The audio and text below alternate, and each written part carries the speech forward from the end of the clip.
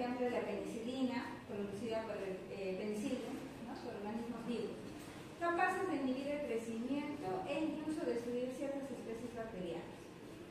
En cambio, los quimioterápicos se van a diferenciar porque son sintetizados en el laboratorio y no por organismos vivos. ¿Ya? Esa es la diferencia. Dentro de las características vamos a ver que tener toxicidad selectiva, es decir, concentraciones toleradas por el hospedero, en este caso el ser humano, debe interferir solo en los procesos metabólicos de la síntesis de microorganismos. ¿Qué quiere decir esto? Que si consumimos algún tipo de antimicrobiano no nos haga daño, solamente que dañe al microorganismo que nos está causando la enfermedad. Este concepto se aplica para lo que es la penicilina, las cefalosporinas, que actúan solamente sobre la pared celular en este caso, de las bacterias. En cuanto a la especificidad, se refiere al espectro de la actividad antimicrobiana, es decir, la capacidad que tiene para destruir ciertas bacterias. Y también hacia la elevada potencia biológica, que es la concentración mínima inhibitoria, que normalmente es baja. La clasificación tenemos 1 según su origen, según el espectro de acción, según su actividad y según el mecanismo de acción. Según su origen, pueden ser 3, naturales, sintéticos, semisintéticos. Como su nombre lo dice, naturales van a ser producidos por organismos vivos. Los sintéticos por laboratorio y los semisintéticos justamente la mayoría son semisintéticos porque el núcleo en sí del antimicrobiano va a ser producido por un microorganismo, ¿ya? Y sus radicales obtenidos van a producir, para disminuir su toxicidad, van a colocarle, digamos que algunos componentes que son de laboratorio. Es una mezcla de estos dos. ¿Ya? Ese es el uso ahorita. Según su espectro de acción, tenemos la reducida, intermedia y amplia. ¿Ya? Acá también nosotros vamos a hablar bastante de eso. La reducida es cuando actúa sobre un tipo de especie bacteriana, como el ejemplo de las polimixinas. ¿Ya?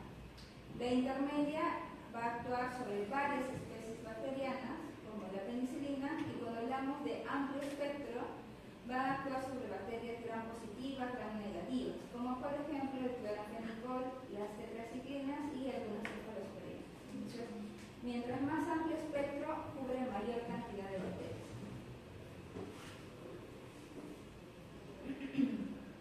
Según su actividad, tenemos los bacteriostáticos y los bactericidas. Los bacteriostáticos son los que normalmente se van a encargar de impedir el crecimiento de la población bacteriana, es decir, que no lo permite reproducirse ni crecer ni nada, lo detiene nada más. Y como ya no se puede reproducir, nuestro organismo o nuestro sistema inmunológico lo ataca y muere, ¿no? Por ejemplo, el cloranfenicol es un bacteriostático. En cambio, los bactericidas, sida significa para matar, ¿no? Entonces, este sí va a producir una acción letal rápida sobre las bacterias y su efecto podría ser reversible, ¿verdad? Como el caso de las penicilinas. Esa es la diferencia entre un bacteriostático que va a tener el crecimiento y un bactericida que lo va a matar.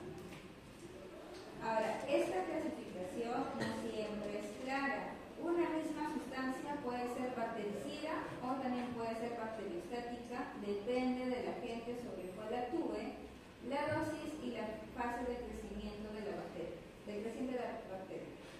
¿Qué quiere decir eso? Por ejemplo, puede ser un bacteriostático para una Escherichia coli, pero no para una Klebsiella. Como para una Klebsiella puede ser un bactericida. Entonces, es dependiendo mucho de la dosis que también se le dé, ¿no? Y en qué etapa de la infección también se le dé. Según su mecanismo de acción, y este es el principal de todas las clasificaciones, al menos para nosotros, es donde actúa el antibiótico. ¿Ya? Uno es sobre la pared celular, sobre la membrana celular, sobre la síntesis de proteínas o sobre la síntesis de los ácidos nucleicos. La primera, bueno, acá tenemos junto todo, por ejemplo, los que actúan a nivel de la síntesis de la pared celular son todos estos antibióticos, ¿no? La cicloserina, la vancomicina, que ya lo hemos escuchado, la bacitracina, penicilina, todas esas van a actuar a nivel de la pared celular.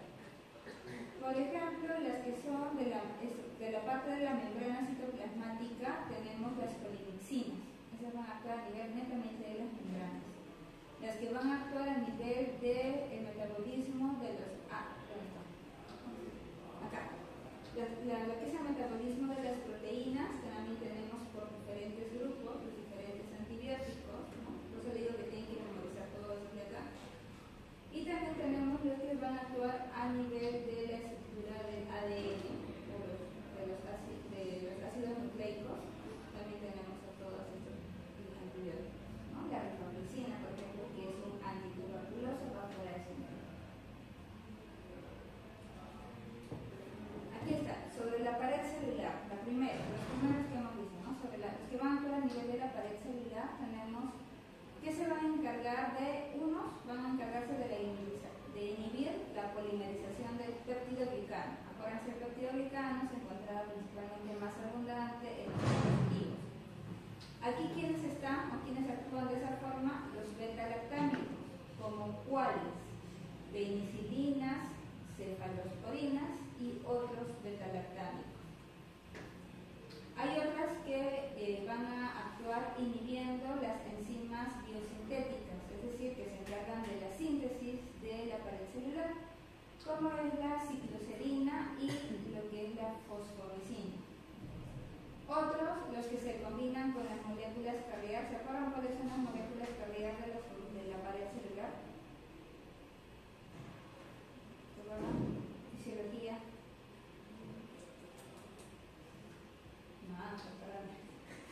Las proteínas que ingresan y hacen salir a las sustancias, las proteínas integrales, ¿se acuerdan que ingresaban sustancias, salían sustancias? Esas son las moléculas carrier. Entre ellas tenemos las bacitracinas. Y las que se combinan con los sustratos de la pared, como es el caso de la vancomicina.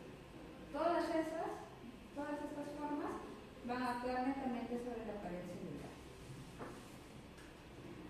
Aquí está, por ejemplo, tanto de las penicilinas.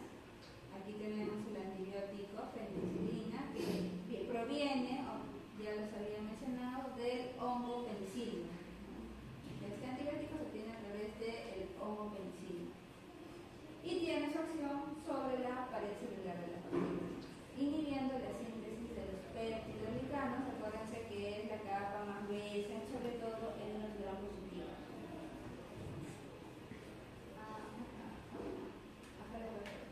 Ahora, las penicilinas tienen su propia clasificación, que también la tienen que memorizar.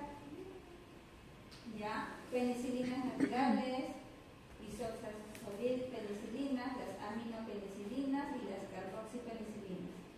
Por ejemplo, en las penicilinas naturales tenemos la famosa penicilina G, por ejemplo, la penicilina B, ¿ya? De acá, ¿cuál es otro grupo importante? Las aminopenicilinas, como la ampicilina, la amoxicilina, que normalmente lo consumen bastante, ¿no? Es una aminopenicilina. Tenemos las carboxipenicilinas, como la picarcilina, la carbapenicilina. Esto lo tienen que ir memorizando. También hemos hablado de las cefalosporinas.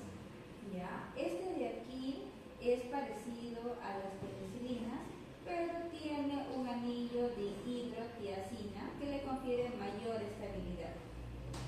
Y estas se van a clasificar, al igual que las penicilinas, en su clasificación, pero estas son más sencillas. De la primera hasta la cuarta generación, primera, segunda, tercera y cuarta.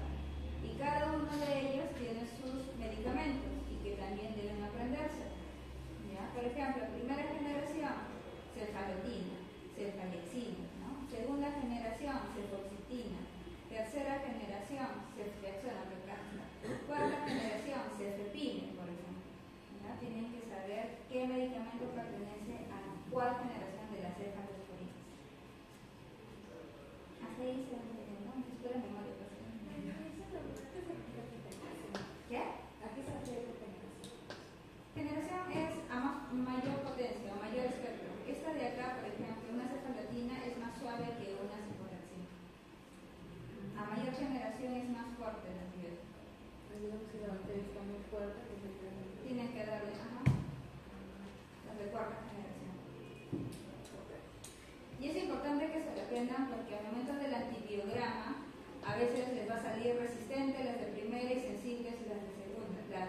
cuarta.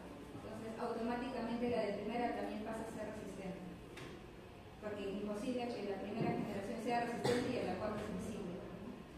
Entonces, ahí tiene que cambiar. Esa es la que es validación de resultados. Entonces, tienen que aprenderse todo eso.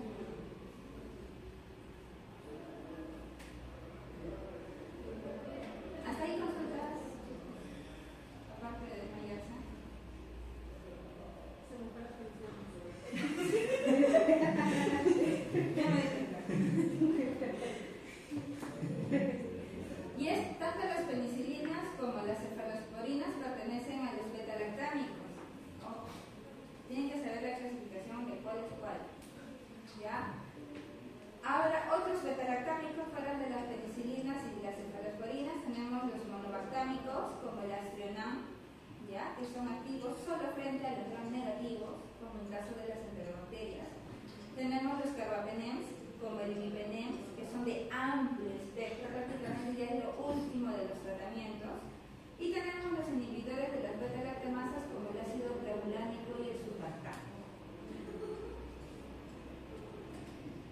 Y también tenemos los no beta-lactámicos, como la fosfomicina, que bloquea la formación del ácido N-acetilmuránico. Si se acuerdan de algunas bacterias, se van a acordar de esto. La cicloserina, que inhibe la incorporación de D-analil y de D-alanina del peptidoglicano con las gram positivas. Tenemos la bacitracina, que es un lactoprenol, que se une al lactoprenol, que es una molécula lipídica de la membrana, que va a transportar las unidades de los peptidoglicanos hacia la parte externa, ¿no?, de la membrana. Y tenemos la vancomicina, que forma un complejo con los residuos de D-alanina, de acá, que impide la transferencia de los precursores cardíacos y lipídicos. Entonces, hasta ahí estamos viendo varios antibióticos. Ya, varios antibióticos. Y solamente los que hemos visto van a atacar a nivel de pared celular. Solamente pared celular. ¿Ya? Ahora vamos a ver los que van a actuar a nivel de membrana celular. ¿Qué van a hacer estos antibióticos? Van a interferir en la permeabilidad, en la integridad estructural y funcional de la membrana celular, en este caso de la bacteria. Va a tener acción sobre los fosfolípidos de la membrana celular. Recuerden cómo está compuesta la membrana celular, ¿no?, de fosfolípidos, produciendo la desintegración con lisis celular, la salida de sus proteínas y nucleótidos. Prácticamente es como que la hace lisar a la bacteria. La mayoría de esta forma de ataque, la mayoría son fungicidas, ¿no?, como en caso de las polimixinas, los imidazoles, el cotoconazol, por ejemplo, que es un antimicótico. Normalmente va a actuar porque va a atacar a nivel de membrana celular. ¿Ya? Estamos hablando aquí de los antimicóticos, miconazol, ketoconazol. Pero hablando de bacterias tenemos la polimixina. Algunos macrólidos también actúan de esa forma, ¿no? Como la potencina B, la nistatina.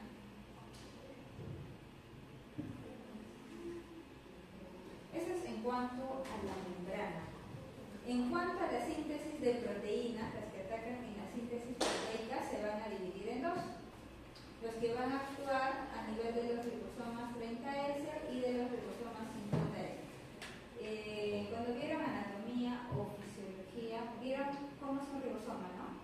¿Se acuerdan que es una parte superior y una parte inferior? Ya, hay uno que es 30S, 50S. ¿Sí? ¿Algo se acuerdan?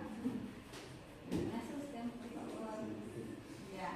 Entonces, hay una que van a actuar a nivel de 30S y el otro de 50S de los ribosomas, porque la síntesis proteica se hace en los ribosomas. Ya, los 30S, vamos a ver que tenemos, por ejemplo, los aminoglicósidos, como cuáles: la streptomicina, gentamicina, que también es común, kanamicina, neomicina, van a pertenecer a los aminoglicósidos.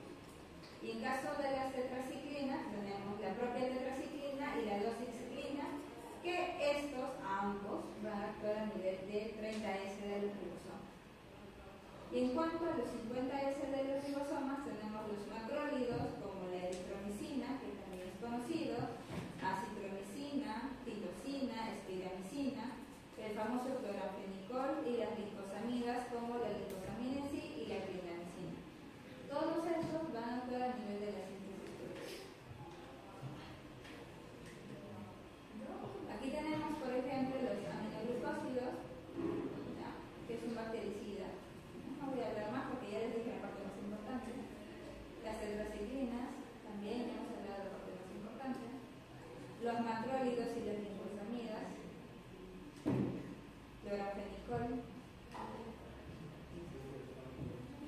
Ya hemos visto pared, hemos visto membrana y hemos visto síntesis de proteínas. Hasta ahí, consultas, dudas, pura memoria. Con respecto a la clase que pasó, la más importante de las primeras conocer. Sí, es la parte más importante. Porque además le redunda, pero va a hablar un poco más de clínica y se van a confundir más. Entonces nos concentramos más en las clasificaciones principalmente. Cómo actúa, en dónde actúa, de cuál es su clasificación. Sí, porque es bastante memoria eso. Más que entenderlo es más memoria.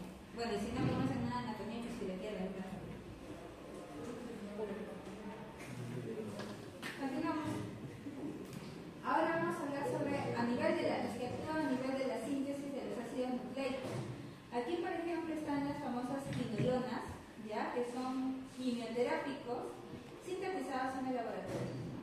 También son bactericidas de rápida acción, como el caso del ácido nalidíxico, que es justamente uno bastante utilizado en las infecciones del tracto urinario. Si a estas quinolonas le adicionamos un átomo de flúor, vamos a tener las fluoroquinolonas, ¿ya? Donde se amplía el espectro de acción de estas quinolonas, o sea, digamos que ataca a mayor cantidad de bacterias. Estas se van a actuar sobre la girasa, ¿se acuerdan? Primera unidad, la girasa, que son enzimas que pliegan el ADN. Acuérdense cuando vimos primera unidad, lo que es replicación, ahí está. ¿Qué otros antibióticos tenemos? La rifampicina, tenemos las sulfonamidas y el trimethoprim. Estos dos casi siempre están juntos. De repente lo hemos escuchado cuando han tenido algún tipo de diarreas o algo familiar, ¿no? Que es el famoso sulfamethoxazol más trimethoprim, que van juntos, ¿ya? En una relación de 5:1, justamente para ampliar también su espectro de acción. Listo. Hasta ahí, de manera muy general todavía, es la parte de los antibióticos. Hasta ahí, muy general. Ahorita vamos a tocarlo con más detalle. ¿Esos son los principales? No, pero eso no es.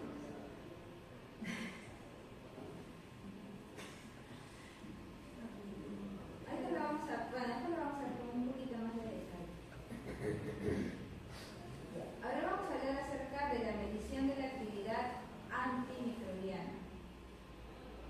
¿Ya? Entonces vamos a hablar primero de lo que es una concentración mínima inhibitoria. ¿Qué cosa es una concentración mínima inhibitoria? Es la cantidad mínima o la menor parte en que un agente microbiano se necesita para inhibir el desarrollo de un microorganismo dado. O sea, ¿cuánto es la mínima cantidad o la mínima concentración de ese antibiótico para poder matar esa bacteria?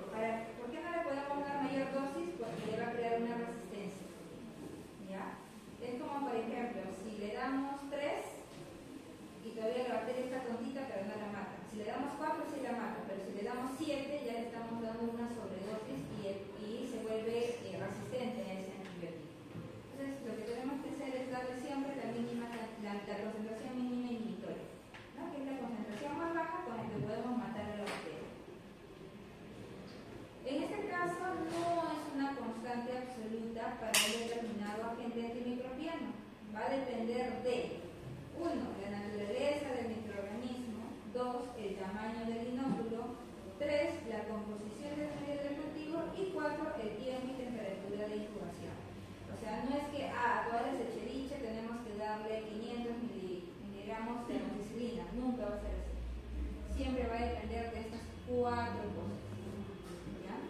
Si todas las condiciones se estandarizarían, o sea, si todo fuera igual, se pueden probar diferentes antibióticos y determinar cuál es el más efectivo o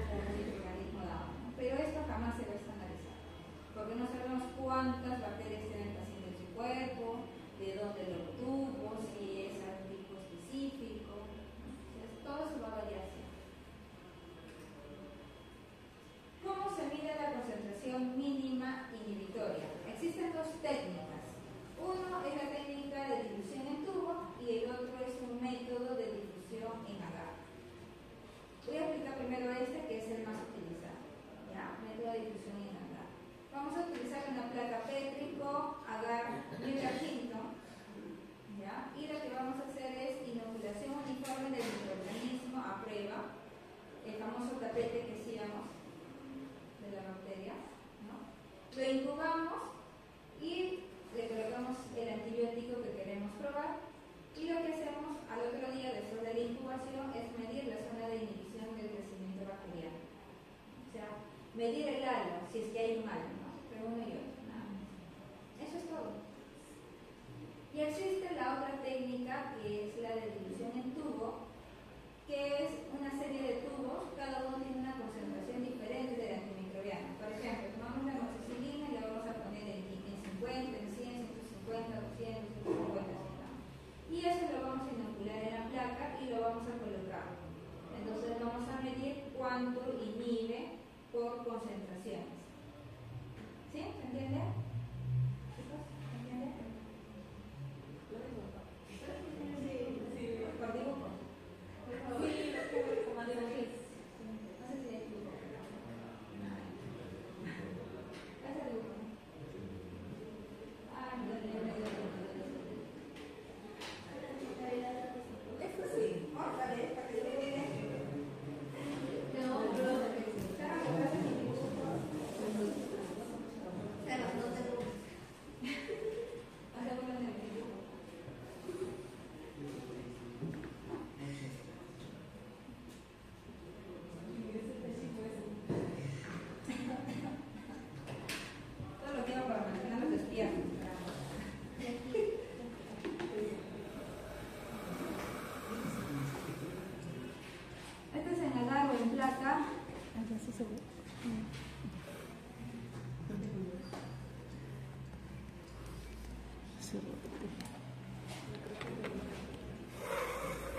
Ya, cuando tenemos lo que es medio agar, ¿no? Imagínense que creció una bacteria, agarro mi asa y lo siembro en forma de tapete.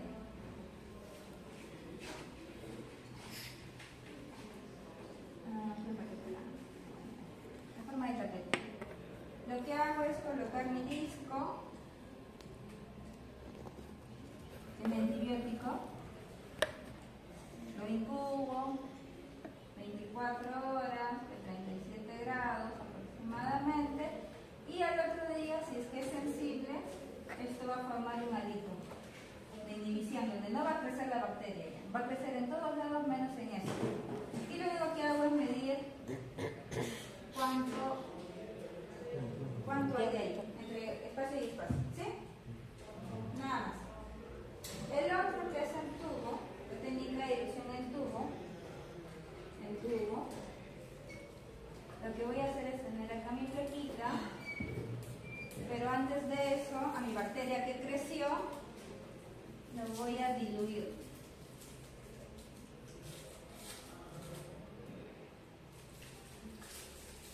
¿Ya? Por ejemplo, una amoxicilina, ¿no? Una amoxicilina. La puedo colocar, digamos, 50 miligramos, ¿no? Acá de 100, acá de 150 y así. Entonces coloco primero el de 50 y lo pongo. Luego en toda mi placa y pongo mi antibiótico acá. No pongo mi antibiótico y lo incubo. Agarro otra placa y pongo el de 100. ¿No? Acá también pongo este y este ya es con 100. ¿Ya? Y si me sale un alito de inhibición también lo mido, ¿no? Y lo voy midiendo hasta saber cuánto, o sea, cuando sea sensible, ¿no? Mido, pero ya en concentraciones, ya no solamente en eso. ¿Sí? Ahora sí. La dilución es del antibiótico. El antibiótico tenemos que medir. Eso es lo que tendrá la bacteria es la que se enferma. Y el antibiótico diluido se pone en la gota. Ahí no sé.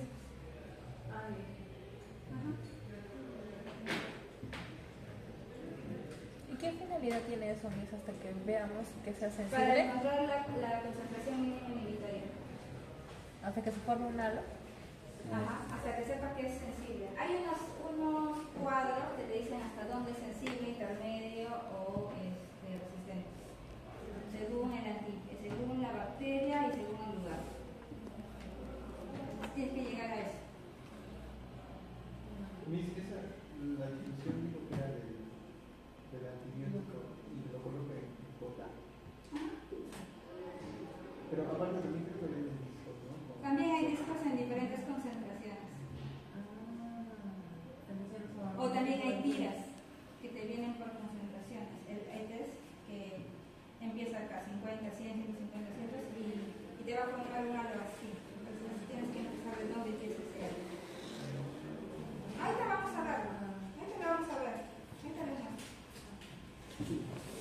Aquí hay un poco de lo que tienen que aprender. Penicilinas naturales. Famoso penicilina que normalmente les inyecto, la procaínica que les inyectan cuando están mal. Aquí están dentro de las penicilinas naturales. Tenemos las resistentes a los betalactámicos, ¿no? Como la meticilina, ¿no? Diclofenac, oxacilina. Tenemos las aminopenicilinas de amplio espectro como la ampicilina, la amoxicilina, ¿no? De las más conocidas. Las otras que son de amplio espectro, que son las antiseudomonas, ¿no? Tenemos dentro de ellas los carbenicilinas,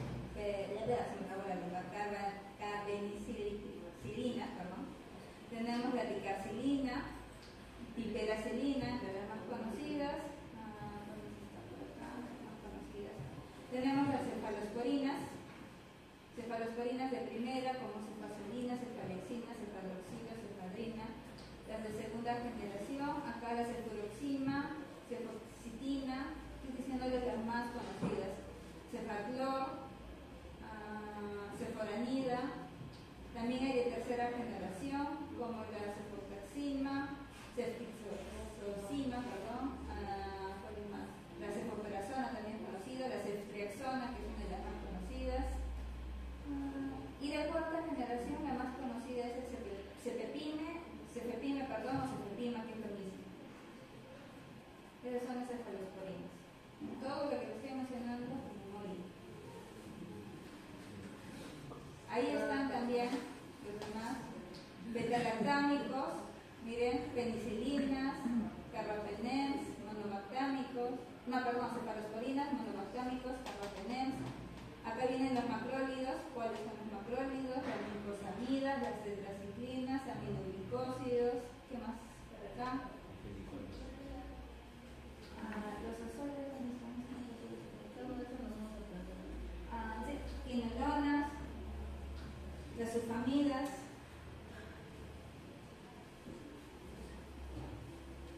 Y acuérdense que todo esto debe tener sus propias divisiones.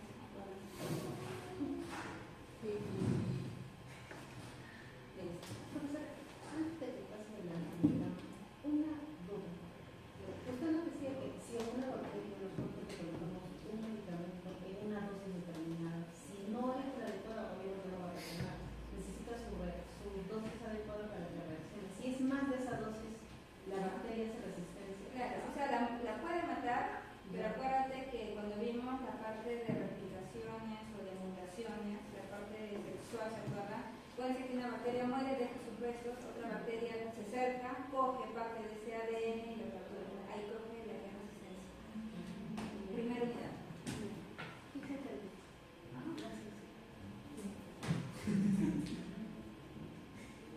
Hasta ahí.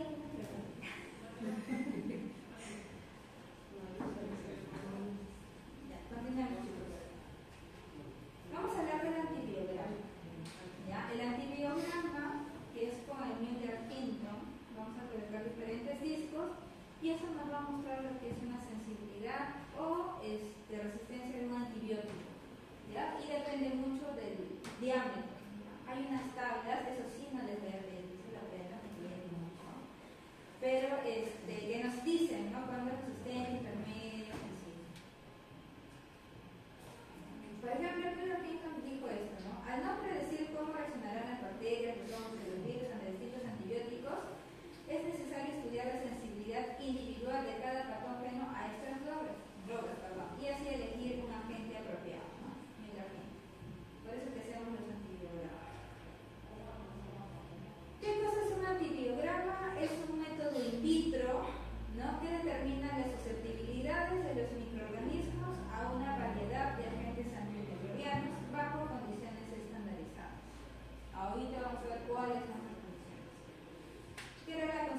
concentración inhibitoria, ya lo hemos visto, es la mínima concentración de un antimicrobiano que inhibe la multiplicación y crecimiento visible de una célula bacteriana en un medio de cultivo.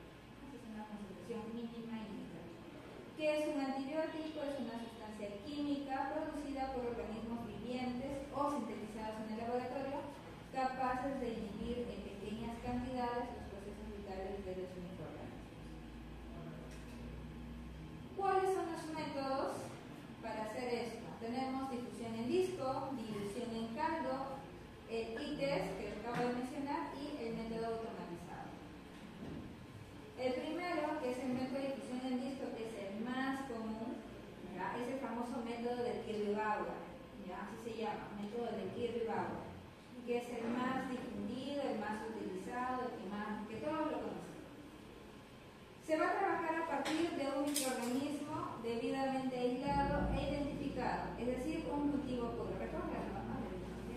No se lo pegar.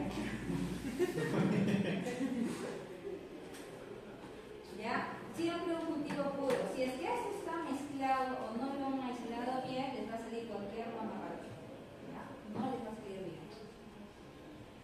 La prueba de inhibición o resistencia de los microorganismos enfrentándolo con medicamentos que se encuentran impregnados en pequeños discos. Como les dije, ahí están los discos, ¿no? Entonces lo único que hacemos es hacer esto, ¿no? Hacer nuestra bacteria, ponerle todo el microquito y colocar nuestro disco. Vamos a encontrar esto normalmente cuando hay una resistencia porque la bacteria creció ahí al costado tranquilamente del antibiótico, y cuando hay una sensibilidad hay un halo de inhibición. Ahora, el Müller-Hinton, que es el medio de cultivo que ya han preparado, su reproducibilidad es aceptable, ¿no? A través del famoso principio de difusión o disco difusión, que es esto, ¿no? El disco que se coloca en el Müller-Hinton tiene antibiótico, y esto, como esto está húmedo, ¿no es cierto?, el medio de cultivo comienza a difundir todo el medicamento. Entonces, si la bacteria quiere crecer y es sensible, no va a crecer alrededor del medicamento. En eso se va a concentrar. Ya el crecimiento es bastante satisfactorio de patógenos no exigentes, ya, o sea, que son fáciles de crecer. El pH del Müller-Hinton tiene que ir entre 7.2 a 7.4. Si es más o si es menos, o sea, más ácido o más alcalino, va a tender a agrandar o a achicar los halos. O sea, podemos dar una falsa resistencia o una falsa sensibilidad. ¿Ya? Eso tenemos que tener en cuenta. Además, la profundidad del Müller-Hinton debe ir entre 3 a 5 milímetros, cosa que no lo he visto ahí en sus planos. Debería ir entre 3 a 5 milímetros, nada más. Para que tampoco los halos de inhibición sean ni más grandes ni más pequeños, porque como les digo, puede dar una falsa resistencia o una falsa sensibilidad. Y la cantidad aproximada para que tenga esta profundidad es dependiendo del tamaño de la placa. Si nuestra placa es de 150 milímetros, debemos echar entre 60 y 70 mililitros. Y si nuestra placa es de 100, entre 25 y 30 mililitros. ¿Ya? Para que sea estandarizado. Una vez que tengamos nuestro Müller-Hinton, hay que seleccionar qué discos vamos a colocar a nuestra bacteria, ¿no? A que hemos aislado. Primero hay que tener en cuenta que los discos deben permanecer a una temperatura ambiente durante 1 o 2 horas, porque cuando lo guardamos están en congelación. ¿Ya? Como están congelados, lo tenemos que sacar 1 o 2 horas antes de usarlo para que estén a temperatura ambiente. Congelados no los podemos utilizar. Y existen 2 tipos o 2 grupos de antibióticos. ¿Ya? Ojo, estoy explicando ahorita cómo tiene que ser. O sea, lo otro me ha pasado un poco rápido porque netamente es memoria, pero acá sí tienen que entender cómo lo estoy haciendo. Hay 2 grupos grandes de antibióticos, los grupos 1 y los grupos 2. El grupo 1 son los antibióticos de base, o sea, los que sí o sí tienen que estar puestos en su antibiograma. ¿Ya? Sí o sí, son obligatorios. Y los grupos 2 son los antibióticos complementarios, es decir, pueden ser opcionales. ¿Cómo en qué casos? ¿Qué pasa si todo mi grupo 1 que yo puse todos son resistentes? Necesito dar tengo otra opción de tratamiento, entonces voy con el grupo 2. ¿Sí? ¿Se entiende? Avísenme, chicos, yo no lo quiero oír. Ya, una vez que ya sé qué antibióticos voy a usar, que también por cierto es pura memoria, que ahí les voy a explicar, hay que seleccionar las colonias que voy a utilizar. Justamente esto es el paso más importante, ¿ya? ¿Por qué? Porque si ustedes no aíslan bien el microorganismo, como les digo, le va a salir cualquier cosa. ¿Ya? Entonces vamos a seleccionar más o menos de 3 a 5 colonias bien aisladas, como en este caso, totalmente aisladas, cultivo puro y cultivo joven, o sea, que tenga 24 horas de haber crecido. Y lo que hacemos, ¿no? Vamos a buscar las más bonitas y con eso vamos a trabajar. Vamos a preparar primero nuestro inóculo. ¿Ya? Hay el método directo de inoculación y el método de desarrollo previo. El método directo de inoculación es, primero vamos a seleccionar nuestras colonias aisladas y vamos a preparar una suspensión directa, ¿no? En solución salina o en un caldo de enriquecimiento, enriquecido, ¿no? Puede ser BHI, por ejemplo. O sea, agarramos, ¿se acuerdan que cogían las colonias y lo mezclaban en el tubito y lo ponían medio turbio, medio así? Eso es lo que hay que hacer. ¿Se acuerdan que en algún momento les expliqué que debe estar en 0,5 de Macfarlane? ¿Se acuerdan? Cuando le mezclaban en el tubito algunas colonias, lo mezclaban bien en el tubito y se veía medio turbio. ¿Se acuerdan? Así como en la coagulación.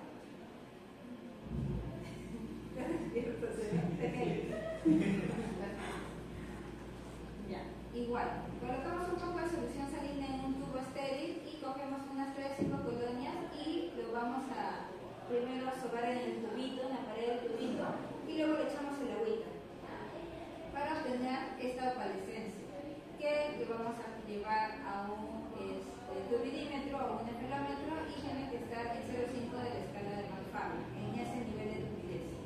No puede ser más, no puede ser menos. ¿Ya? ¿Hasta ahí se entiende? ¿Qué corrección? Para lo que es la inoculación, para la suspensión, ¿lo hace con asa o es con isopropestil? Normalmente es con la asa o con un isopropestil, pero la asa debería ser porque si no se te van a meter los microorganismos en el isopro. Con la cinta. Cargas, raspas en el tubo de vidrio para que caiga la bacteria y lo vas bañando, ¿te acuerdas? Lo vas bañando para que caiga y no se queden grumos de bacterias. Y eso lo homogenizas bien y lo pasas a un turbidímetro para ver que llegue a 0,5 de Macfarlane. Otra de las formas es el método de desarrollo previo, que este es un poquito más trabajoso, que es tocar la superficie de cada colonia con una asa de siembra y lo colocamos en una igual, de 4 a 5 mililitros, en este caso de algún tipo de caldo, puede ser BHI, triplitas de soya, alguno que sea enriquecido, y lo mandamos a incubar a 37 grados, ¿no? Hasta que alcance más o menos la turbidez de 0,5 de Macfarlane, igual que acá, que más o menos entre las 2 y 6 horas. Si se les pasó un poco, hay que echarle más caliente. Si le falta, lo siguen incubando para que se sigan multiplicando y llegue así a 0,5 de Macfarlane. Toma más tiempo, como se han dado cuenta. Por eso la mayoría prefiere este. ¿Sí? ¿Se entiende? ¿Se entiende, chicos? No se me mueran. ¿Sí? ¿Cuál? ¿Ese? Ya, es lo mismo. Cogemos primero aquí nuestras colonias y lo vamos a colocar, hasta ahí es igual, en un tubito entre 4 y 5 mililitros, pero en este caso de un caldo. Puede ser triplitas de soya, BHI, ¿no? Igualito como acá. Pero no le vamos a medir la turbidez, sino que le vamos a mandar a incubar entre 2 a 6 horas y lo vamos a medir su turbidez en 0,5 de Macfarlane. Si está muy turbio, porque ya se multiplicó, ¿no es cierto? Porque es un caldo, le echamos más caldo hasta llegar a 0,5 de Macfarlane. Si le falta, todavía está le falta llegar a 0,5, lo incubamos otra vez unas horas más para que se sigan multiplicando las bacterias y llegue a 0,5 de Macfarlane. Acá más trabajo, demora más. Más o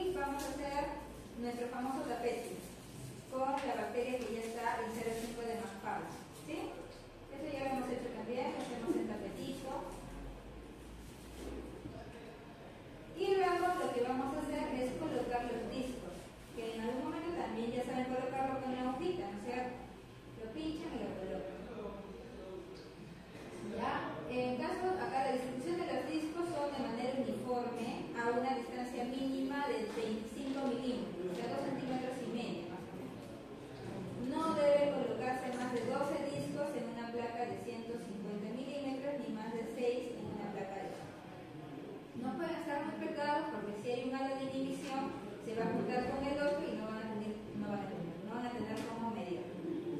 ¿Ya? Por eso es que tienen esa separación. Y luego lo incubamos 24 horas, 37 grados, y lo que hacemos netamente es medir si es que hay presencia de halo o no hay presencia de halo. O cuando no hay presencia de ningún halo, como en este caso donde la bacteria crece ahí coqueteando el antibiótico, su medición es 6 milímetros, que es la medida del disco. Ojo, no vayan a tener ya 6 milímetros. Cuando no hay ningún halo, su medida es 6 milímetros, que es lo que mide el disco. Y si hay un halo de inhibición, se mide entre bueno, en este caso, totalmente ¿cuál sería? Varios para la circunferencia. Bueno, el diámetro. ¿Ya? Desde extremo a extremo. Hasta ahí, consultas, dudas.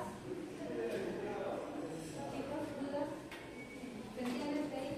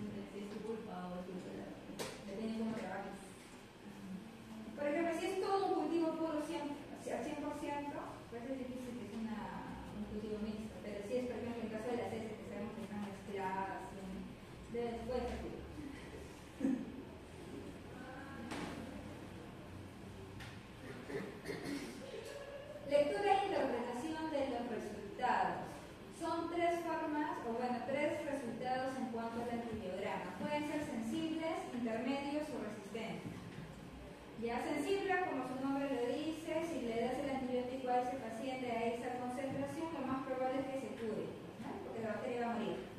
Resistente es todo lo contrario, o sea, si le das ese antibiótico, solo le haces cosquillas a la bacteria. ¿Ya? Y lo que es intermedio, normalmente tampoco se le da como tratamiento al paciente, porque no sabemos si sí o no todavía. Es como una zona gris. Y aquí viene su dolor de cabeza. ¿Por qué tanta memoria con los antibióticos? Por ejemplo, hablando netamente de los estafilococos, recordemos otra vez los estafilococos, tienen que conocer, y eso sí es pura memoria. Por ejemplo, resistencia natural de los estafilococos. Los estafilococos son resistentes a ácido nalidíxico, ácido clorhídrico y a lo que es el astronam. ¿Qué quiere decir esto? Si ustedes le colocan esto al médico como sensible, se le va a tirar por la cara. ¿Por qué? Porque tienen una resistencia natural a estos antibióticos. Además, el Staphylococcus saprophyticus es resistente a la fosfomicina y a la novobiosina. Bueno, novobiosina ya lo conocía, ¿no? Pero también a la fosfomicina. Igual, no lo pueden interpretar como sensible. Es más, ni siquiera deberían colocarlo como resistente tampoco. O sea, se sabe que ya tiene una resistencia. Pero a veces los médicos son medios olvidadizos, entre comillas, y igual hay que colocarlo como resistente. Hay otros tipos de estafilococos, ¿ya? Pero estos de acá no los vamos a tocar porque no lo hemos visto. Son de otros países. Ahora, ¿se acuerdan que les había mencionado que existen dos grupos de antibióticos? Grupo 1, que son obligatorios, y grupo 2, que son netamente opcionales. En caso de los estafilococos, los obligatorios son todos estos de aquí. ¿Como cuáles? Oxacilina, penicilina, eritromicina, clindamicina, la sulfamethoxazol con trimethoprim, vancomicina, gentamicina y la ciprofloxacina. Es decir, cada vez que ustedes ahí leen un estafilococo, sí o sí tienen que ir todo este grupo de antibióticos. ¿Qué pasa si me salió resistente la mayoría? De repente por ahí un sensible. Tengo que ir al otro grupo de antibióticos y colocar el otro grupo de antibióticos. Sí o sí. Para darle mayor opción al médico de poderle dar tratamiento al paciente.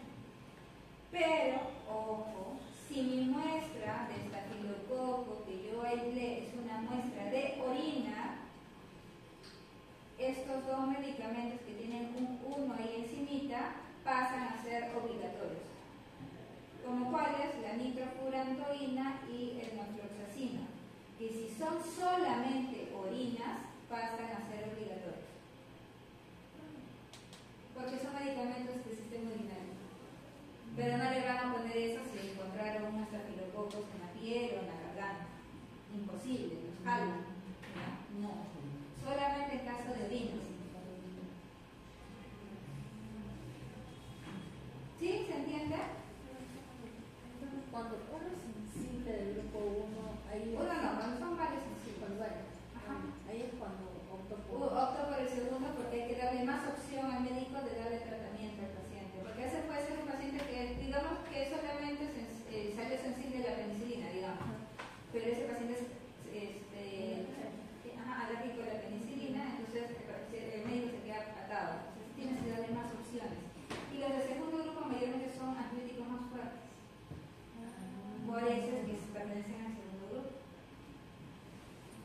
Pero como les digo, pero si su muestra es aislada de una orina, estos dos pasan a ser obligatorios. ¿Sí? Solo en caso de orina. Solo en caso de orinas. Nada más. ¿Ya? ¿Hasta ahí se entiende? ¿Sí? Ya. Por eso pasé el otro rápido porque era memoria nada más. Pero esto sí tengo que explicar. Y aquí está lo que les decía. Esto no se lo van a aprender la memoria. ¿Ya? Esto no. Pero por ejemplo, aquí son los cuadritos de que nos dicen. Por ejemplo, buscamos la vancomicina. ¿Ya? Vancomicina de 30. Miren. Si es mayor, solamente si es mayor a 15 milímetros, es sensible. Cualquier otro que sea menor ya es considerado resistente. ¿Sí o sí? Vamos con otro. Por ejemplo, la gentamicina. ¿Ya? Gentamicina, si me mide más de 15 es sensible. Si me mide de 13 o 14 es intermedio. Y si el algo es de 12 es resistente. O sea, tiene un algo, pero aún así es resistente. Con 12 milímetros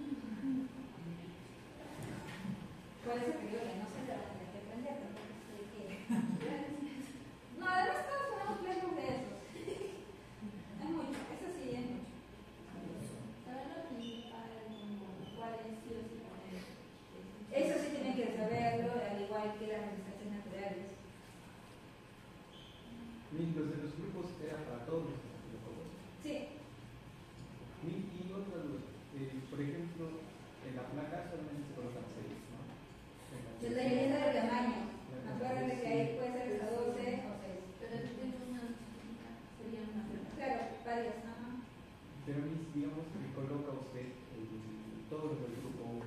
Ajá. Y ahí ya estaría, no, primero crece la bacteria en un medio, Ajá. luego lo ponen en el Müller y coge una de esas bacterias.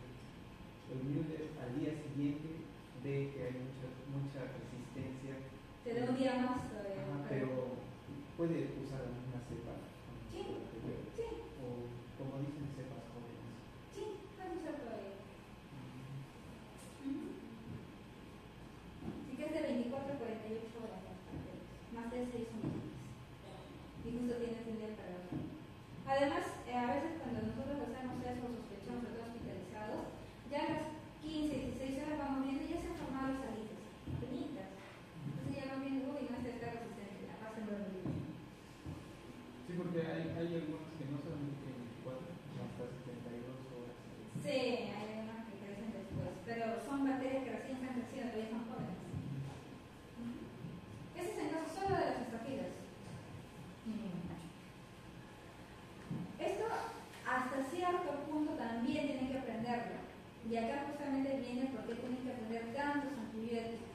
Por ejemplo, si mi disco de penicilina, ¿no? El médico te dice, oye, pero yo quiero saber que tú me has puesto solamente penicilina, pero ¿qué pasa?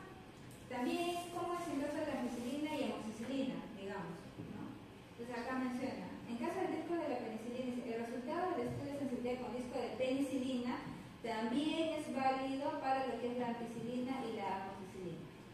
¿Qué quiere decir esto? Si me salió resistente la penicilina, automáticamente en caso de la ampicilina y la amoxicilina también son resistentes. Ya no es necesario saber. ¿Acaso no se cita la penicilina de igual forma que la ampicilina? Ajá. Para todas las bacterias. No, Solo con para esta regla por lo menos. Son diferentes reglas de lectura. Esto les puede servir para algunos casos clínicos. Para el momento del examen no les voy a tomar.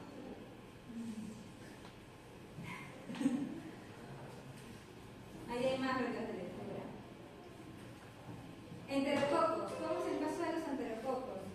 Los enterococos tienen resistencia natural a las acilinas, cefalosporinas. Sí, se está.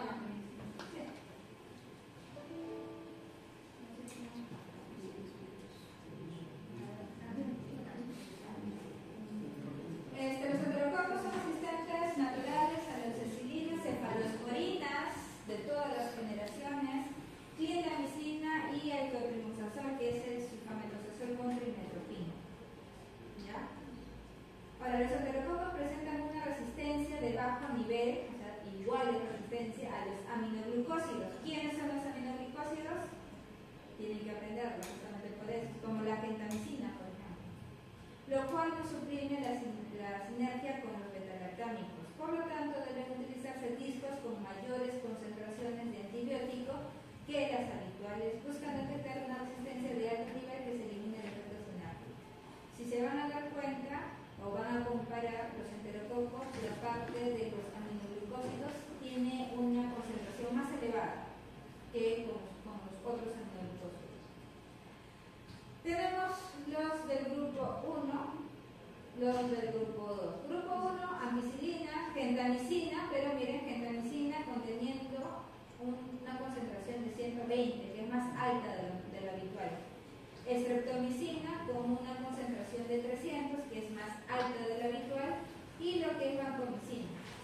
Sí o sí son obligatorios. Y los otros son opcionales, de los cuales en este caso hay 3 que si se orina, o sea, si es aislado en una orina, pasan a ser obligatorios, como en este caso la nitrofurantoína, norfloxacina y el ciprofloxacina. ¿Ya? Todos esos pasarían a ser obligatorios si es una orina. Entonces, grupo 2 tenemos ahí la ricoclamina, rifampicina, cloramfenicol, tetraciklina, rifamicina, y bueno, los demás pues son de orinas. ¿Sí? ¿Se entiende? Este es el cuadro.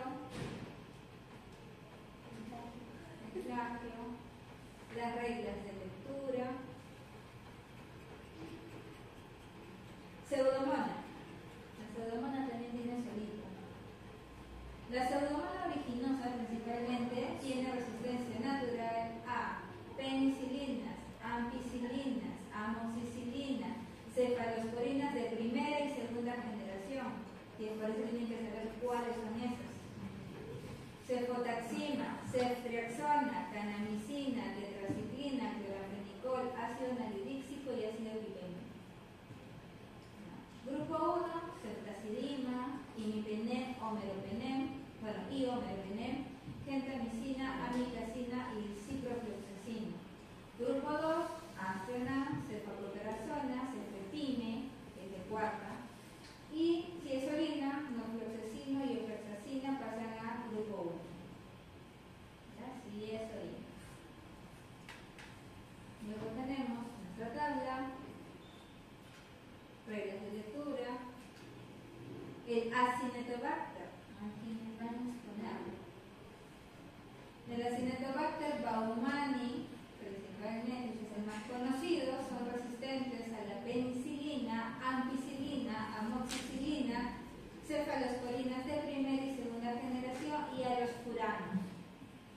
Grupo 1, ceftazidima, imipenem, omeropenem, gentamicina, amicacina y el ciprofloxacino. Y del grupo 2, ojo, aquí hay otros medicamentos que van a pasar a uno si es orina, norfloxacino, ofloxacina, tetraciclina y el sulfamethoxazol con trimethoprim. Pasan a ser primero si es que se trata de orinas. Cuadro, regla de lectura. Y este es un poco más complicado porque son varias enterobacterias. Resistencias naturales de las enterobacterias en general a la penicilina, oxacilina, macrólidos, clindamicina y glicopéptidos. Por eso tienen que saber la distribución de los antibióticos. En caso de la Klebsiella, y creo que eso está en el caso clínico, tiene resistencia a las aminopenicilinas. El Citrobacter, el Enterobacter, ya son resistentes a las aminopenicilinas inhibidores de las beta-lactamasas, cefalosporinas de primera generación y a la cefuroxina. En caso si fuera una cerratia, eso es resistente a las aminopenicilinas inhibidores de las beta-lactamasas, cefalosporinas de primera y cefoxitina. En caso del Proteus mirabilis, es resistente a la nitrofurantoína, que justamente tiene que ver con los antibióticos que se dan normalmente en orinas. El Proteus vulgaris es resistente a las aminopenicilinas, cefalosporinas de primera generación, cefuroxima y a la nitrofurantoína también. La Morganella es resistente a las aminopenicilinas inhibidores de las beta-lactamasas, cefalosporinas de primera generación, cefuroxima y nitrofurantoína. Y la Providencia es resistente a las aminopenicilinas inhibidores de las beta-lactamasas, cefalosporinas de primera, gentamicina de bajo nivel y a las nitrofurantoína. Grupo 1 son más largas, todas esas, incluyendo las que van para orinas. Y aparte, chicos, en caso de Salmonella y Shigella, va otro tipo de antibióticos. En el caso del grupo 1, la amoxicilina, en un estudio dice que tenía 66% de resistente a la Klebsiella. ¿Se podría aún así como...? Sí, hasta que se demuestre que ya tenga, es que ya están mutando varias bacterias. Entonces, hasta que vuelva a tener, o hasta que termine de mutar y sea ya su resistencia natural. Pero aún así se podría como... Sí, aún así.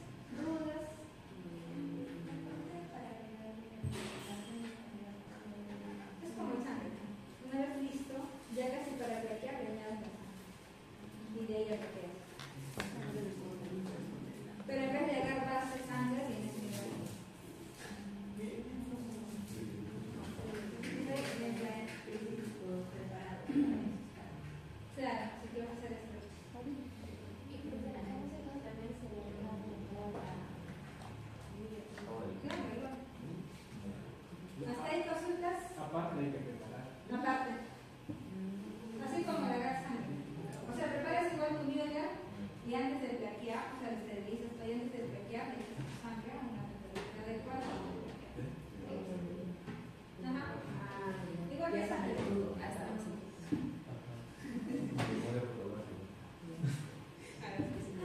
Hasta ahí consultas.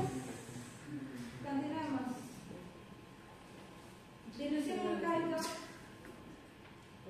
Esta dilución en caldo es la base de todos los métodos utilizados en la actualidad, incluyendo los equipos automatizados, donde se van a colocar concentraciones decrecientes del agente antimicrobiano, generalmente en diluciones en medias, ¿no? Lo van mezclando a la mitad, en cuarto, en octavo. En tubos de caldo de cultivo que sostener el desarrollo de microorganismos. Entonces, tenemos aquí un control negativo y vamos viendo, ¿no? Lo vamos haciendo hasta que llegue totalmente al negativo. O sea, digamos, una bacteria tal cual, esa concentración le echamos la mitad de agua y así lo vamos diluyendo hasta que esté totalmente transparente. En caso de la bacteria. Luego tenemos el famoso método ITES que les había mencionado hace un momento, que consiste en aplicar sobre, o sea, hacen igual que esto, ¿ya? Pero en vez de tener discos, tenemos tiras, ¿ya? Tiras del antibiótico en diferentes concentraciones. No sé si acaso en la otra diapositiva. Por ejemplo, digamos que este sea clorofenicol, por ejemplo, ¿ya? Entonces, aquí empieza bajo, 0, 1, 2, 3, 4, diferentes concentraciones. O sea, es igual que un disco, pero tiene diferentes concentraciones de antibiótico. Entonces, lo colocamos en nuestro Müller quinto, así como si fuera el disco, y también variables de inhibición. ¿Qué quiere decir? Hasta aquí la bacteria pudo crecer tranquilamente. A partir de aquí es menos, hasta que como esto va subiendo su concentración, obviamente el se hace más grande, ¿no? Por eso es que acá es más chiquito. Entonces, es lo que nos dice más o menos la concentración en la que la bacteria ya no crece. ¿Ya? Ese es nuestro ITAS. Y luego tenemos los métodos automatizados que ya no utilizan los famosos placas del Müller quinto, sino que todo lo hace en cassette o en pocitos. O sea, todo esto se hace así como en caso de una ELISA, en esos tipos de pocitos bien chiquititos. Ahí hacen concentraciones de diferentes antibióticos y eso lo bota el equipo automatizado. Es mucho más sencillo. Listo. Hasta ahí consultas, chicos, dudas. Antes que se me desmayen.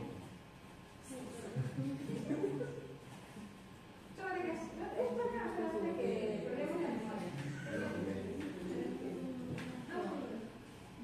¿Hacer consultas? Vamos a hacer ELISA. ¿ELISA? ¿Antes de la carrera? En ninguno deberían hacer ELISA. Es pura teoría de las placas. ¿Así no han hecho? No, usted no es. Porque no digo ¿cuánto sería?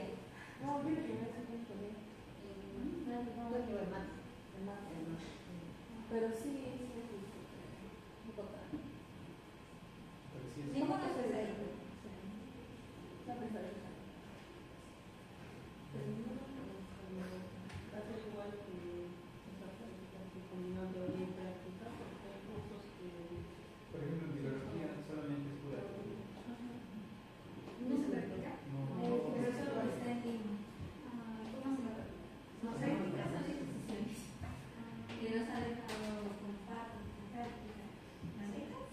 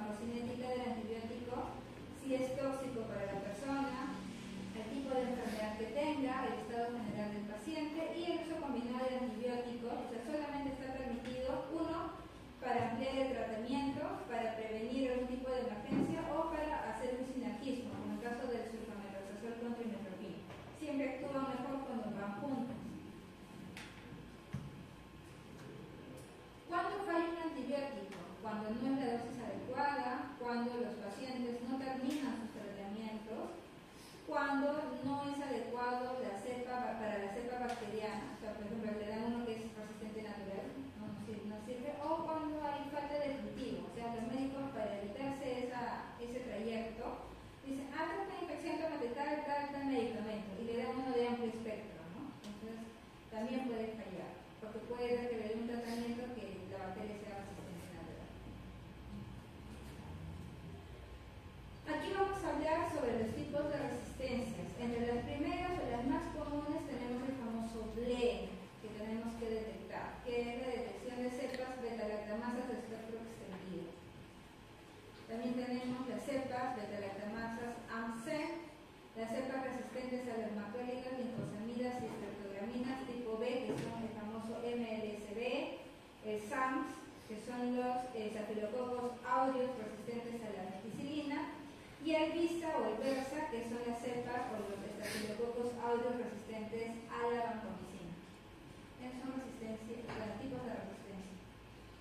Empezamos con el BLE, que es uno de los más conocidos y que casi siempre cuando hay una enterobacteria se tiene que hacer. Aparte de sus discos de primer grupo, también se deben colocar estos discos para detectar este tipo de resistencia. ¿Qué discos necesitamos? Ceftazidima de 30, cefotaxima de 30, aspironam de 30, amoxicilina con el ácido clavulánico 20,10 y ceftriaxona de 30. Todos los discos van a ir alrededor de la amoxicilina con el ácido clavulánico. Es decir, la amoxicilina con el ácido clavulánico va a ir en el medio y los otros van a ir a los costaditos. ¿Ya? Más o menos debe haber una disposición o una diferencia entre disco y disco de 30 milímetros. Ya lo vamos a colocar así. Y lo que vamos a hacer es incubarlo, ¿no? Un día, sacarlo. Y tenemos que observar cualquier tipo de sinarquismo entre los discos, como por ejemplo esto. Se supone que el halo termina aquí, pero aquí hay como una extensión del halo, igual que acá, al igual que acá. Cualquiera de esos sinarquismos en cualquiera de las partes nos indica que es una beta-lactamasa de espectro extendido, es decir, que esa bacteria ha adquirido esta nueva resistencia. ¿Sí? ¿Se entiende hasta ahí? ¿Y por qué la amoxicilina con ácido clavulánico se colocan aquí? Porque es el principal, el que se va a encargar de hacer sinarquismo a los otros. Solamente son para las En algunas enfermedades.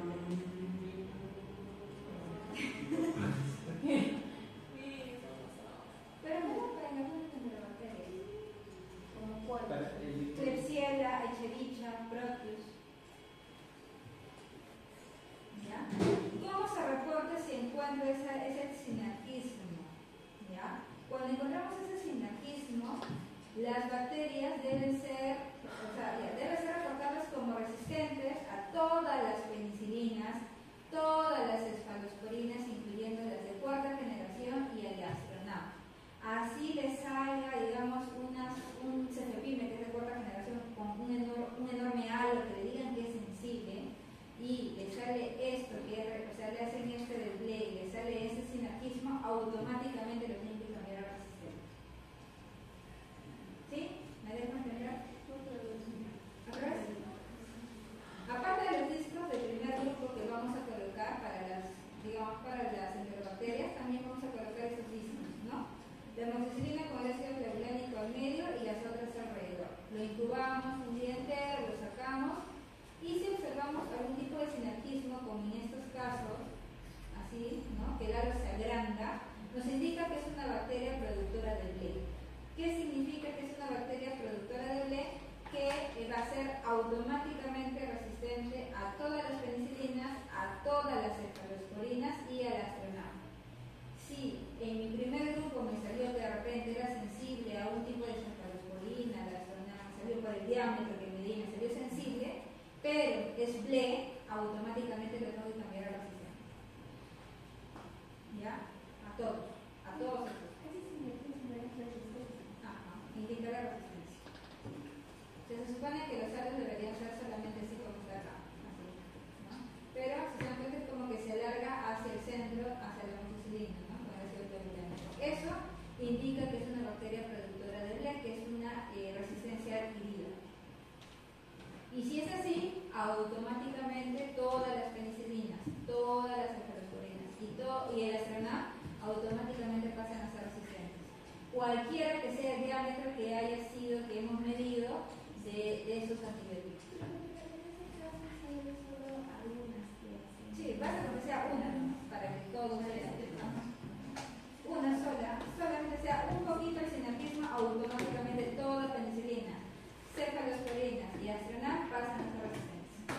ellos optan por otro como ser de otra parte.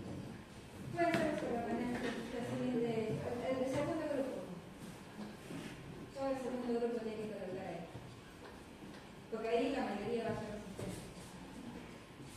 Sí, se entendió. Luego tenemos el otro que es el AMC, que es otro tipo de resistencia, que es aislada en bacterias gram negativas, resistente a antibióticos con espectro extendido. Para que se acuerden quiénes tienen o quiénes pueden tener AMC, Acinetobacter, tienen justamente sus nombres: Morganella, Proteus y Providensis, Citrobacter, Enterobacter y Cerrato. Aquí, por ejemplo, estas enzimas son capaces de resistir la inhibición por el ácido clavulánico, surfactán y tazobactán. La resistencia de las aminopenicilinas, cefaloporinas de primera generación, cefamicinas y aminopenicilinas combinadas con inhibidores de la beta-lactamasa. O sea, todo esto pasa a ser resistente cuando hay un AMC. ¿Cómo se detecta un AMC?